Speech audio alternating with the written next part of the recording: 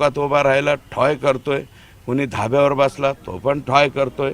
तर हे ठॉय जे आहे बीड जिल्ह्यातलं हे लवकरात लवकर जिल्हाधिकाऱ्यांनी संपवावं।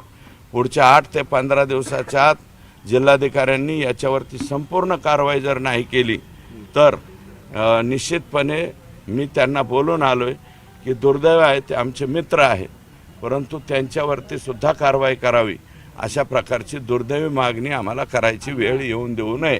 चिरीमिरी त्याच्याबरोबर तुम्ही म्हणाले की भाजीपाल्यासारखं वाटलेले आहेत, SP ची चौकशी करावी, शिफारस काही बड्या नेत्यांनी लोकांनी केले त्या संदर्भात ज्या लोकप्रतिनिधींनी शिफारसी केल्या असतील किंवा ज्या लोकप्रतिनिधींनी त्यांचं पद भाड्याने दिलेलं असेल तर त्यांनी जरी शिफारसी केल्या असतील तर त्याही शिफारसी चेक कराव्यात।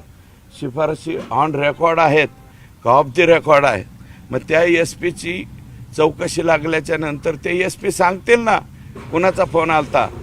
माझा फोन आला असेल ना एखाद्या वेळेस सुरेश धसचा, तर सुरेश धसवरती सुद्धा कारवाई झाली पाहिजे।